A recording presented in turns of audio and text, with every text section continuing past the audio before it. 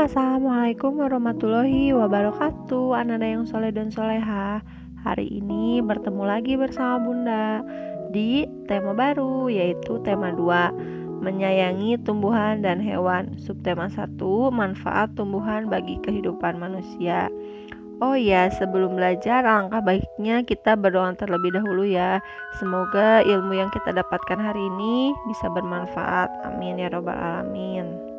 Selain dari itu juga, kalian siapkan terlebih dahulu alat tulisnya. Catat hal-hal penting yang terdapat dalam video pembelajaran ini ya. Sebelum masuk ke bab pembelajaran, Bunda ingin menjelaskan terlebih dahulu mengenai tujuan pembelajaran kita hari ini ya. Yang pertama itu, siswa mampu menuliskan manfaat tumbuhan untuk kehidupan manusia. Yang kedua, mampu menjelaskan manfaat tumbuhan bagi kehidupan manusia. Ketiga, siswa mampu menguraikan pesan moral atau positif yang terdapat dalam dongeng. Dan yang keempat adalah siswa mampu mempraktekkan pesan moral yang terdapat dalam sebuah dongeng. Tahukah kamu, Tuhan menciptakan jenis tumbuhan yang sangat bermanfaat bagi kehidupan makhluk hidup lainnya, seperti manusia dan hewan. Tumbuhan merupakan salah satu sumber kehidupan. Tumbuhan memiliki bagian-bagiannya seperti akar, daun, batang, buah, bunga, dan biji. Tumbuhan juga memiliki banyak manfaat. Apa saja sih? Manfaat dari tumbuhan: 1. Sumber makanan yang dikonsumsi. 2. Membuat udara menjadi sejuk. Ketiga, sebagai tempat perlindungan dari matahari atau berteduh. 4. Dapat dibuat menjadi kerajinan tangan. Kelima, dapat dibuat menjadi peralatan rumah tangga. Dan yang bahan baku pakaian. 7. Pewarna alami. 8. Dapat dijadikan obat.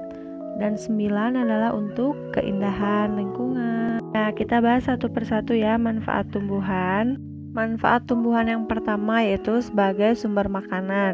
Tumbuhan sebagai sumber makanan karena tumbuhan banyak mengandung vitamin, protein, karbohidrat untuk kebutuhan tubuh manusia. Vitamin terdapat pada buah-buahan dan sayur, protein terdapat pada sayur dan lauk pauk, sedangkan karbohidrat terdapat pada nasi, tebu, jagung, dan lain-lain. Yang kedua adalah membuat udara sejuk. Pada siang hari, tumbuhan mengalami proses fotosintesis. Proses fotosintesis itu proses pengambilan karbon dioksida atau CO2 di udara, kemudian tumbuhan mengeluarkan oksigen O2 yang membuat udara menjadi sejuk. Yang ketiga, sebagai pelindung dari sinar matahari.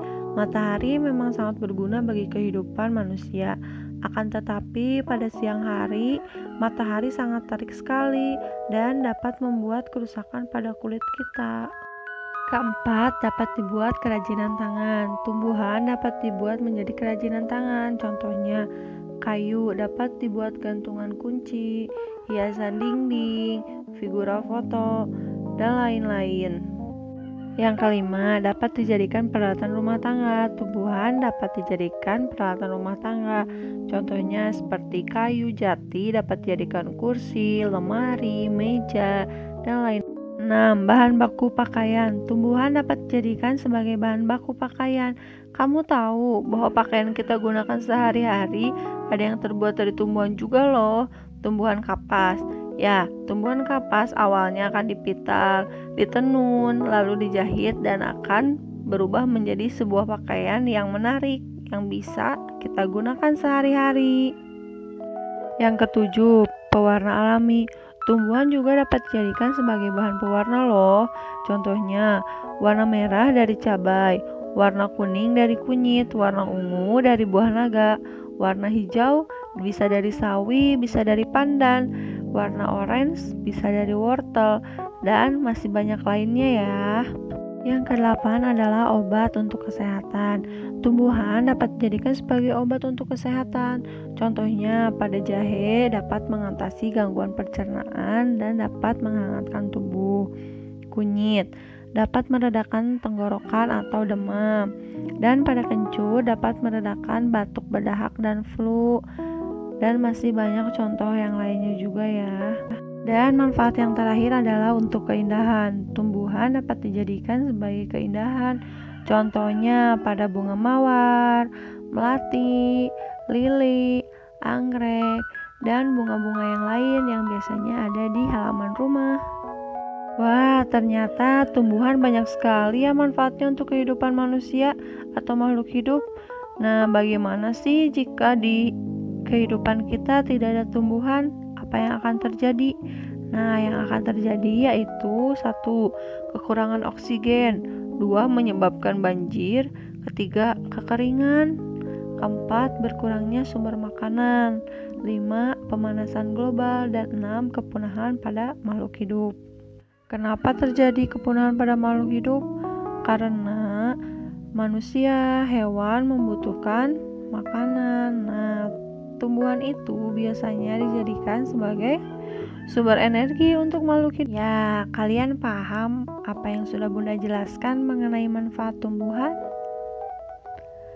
Ya, pinter. Sudahkah kalian dicatat hal-hal penting? Nah, sekarang kita akan membacakan sebuah teks atau dongeng yang terdapat pada halaman 2 di buku paketnya.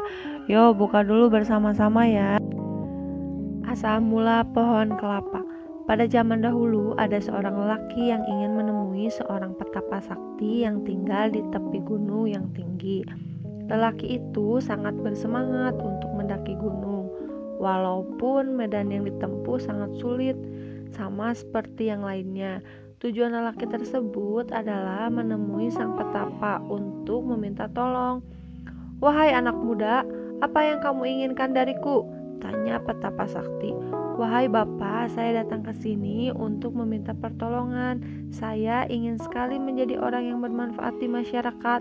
Laki itu menjawab, "Sesungguhnya keinginan yang sangat mulia," ucap petapa sakti. "Baiklah, aku akan membantu agar keinginanmu terwujud." Petapa sakti itu kemudian mengambil sebuah kotak berwarna hijau dari dalam kotak besar yang ada di sampingnya. "Bawalah kotak ini, janganlah engkau membuka sebelum sampai di rumah," pesan petapa sakti kepada lelaki itu. Lelaki itu mengambil kotak dengan penuh sukacita. Dia mengucapkan terima kasih dan segera berpulang. Ketika sampai di tengah perjalanan rumahnya, lelaki itu penasaran ingin mengetahui isi kotak dari petapa sakti. Tetapi mengingat pesan dari petapa sakti, dia mengurungkan niatnya untuk membuka kotak tersebut. Perjalanan diteruskan, sampailah di kaki gunung. Kemudian dia membuka kotak. Kali ini sudah tidak tahan lagi. Dia membuka tutup kotak lalu melihat isi dalamnya. Lelaki itu berubah jadi pohon. Pada pohon itu ada sedatan buah berwarna kuning kecoklatan. Terdengar suara gemuruh. Suara petapa sakti itu lalu menggema, "Karena engkau telah melanggar laranganku, maka engkau berubah menjadi pohon kelapa namanya. Keinginanmu untuk menjadi orang yang berguna tetap terkabul. Setiap bagian tubuhmu berguna bagi manusia. Daun, buah, maupun batangmu sangat berguna bagi mereka. Manusia akan membutuhkanmu dalam kehidupannya, dan engkau tidak akan kesepian karena engkau akan hidup di lingkungan manusia." Pohon kelapa kemudian berkembang biak dengan cepat. Manusia sangat suka karena daging buahnya yang lembut dan manis. Ya, teks yang sudah kita bacakan barusan itu merupakan sebuah dongeng. Hayo, di sini siapa yang suka dongeng? Siapa di sini yang suka diceritakan dongeng sebelum tidur? Ya, dongeng itu apa sih? Ada yang tahu nggak? Pengertian dongeng itu banyak sekali ya. Dongeng menurut KBBI atau Kamus Besar Bahasa Indonesia, dongeng adalah cerita yang tidak benar-benar terjadi dan bersifat hayalan. Pengertian dongeng lainnya yaitu dongeng adalah bentuk karya sastra lama yang bercerita tentang kejadian yang luar biasa dan bersifat tidak nyata atau fiksi, dan penuh dengan hayalan serta berimajinasi dan tidak benar-benar terjadi. Dongeng juga memiliki fungsi loh. Yang pertama, untuk menyampaikan pesan positif atau pesan moral atau pesan yang mendidik untuk pembacanya. 2. Dongeng berfungsi sebagai hiburan bagi pembacanya. Kita memiliki beberapa struktur dongeng. Yang pertama, ada pendahuluan. Pendahuluan itu pengantar untuk memulai cerita. Contohnya, pada zaman dahulu gitu ya, atau pada suatu hari. Struktur dongeng yang kedua adalah peristiwa atau isi. Adalah kejadian-kejadian yang disusun berdasarkan urutan waktu atau peristiwa inti. Dan struktur dongeng yang terakhir adalah penutup. Penutup itu merupakan kalimat yang mengakhiri sebuah dongeng. Contohnya, kalian pernah melihat dongeng atau pernah membaca dongeng dengan akhiran pada akhirnya. Dongeng juga memiliki unsur intrinsik. Yang pertama, tema, latar, alur, tokoh, penokohan atau karakter, sudut pandang, gaya bahasa atau majas, amanat. Amanat itu adalah pesan moral atau pesan positif. Oke, unsur-unsurnya Bunda jelaskan satu persatu ya. Yang pertama itu adalah tema. Tema merupakan ide utama yang mendasari sebuah cerita dongeng. Contohnya, temanya mengenai persahabatan, kekeluargaan, dan lain-lain. Unsur yang kedua ada latar. Latar adalah keterangan mengenai waktu, tempat, suasana dalam sebuah dongeng. Contohnya pada latar waktu, sore hari, pagi hari, siang hari. Latar tempatnya bisa di sungai, sekolah, rumah, atau hutan. Latar suasananya menakutkan, mencengkam. Unsur yang ketiga adalah alur. Alur merupakan urutan peristiwa dalam sebuah dongeng atau jalan ceritanya. Yang keempat ada tokoh. Tokoh merupakan para pelaku dalam sebuah dongeng. Bisa hewan, manusia, tumbuhan yang diberi nama, dan penokohan itu merupakan karakter atau watak tokoh. Misalnya baik hati, suka menolong, sombong, dan lain-lain.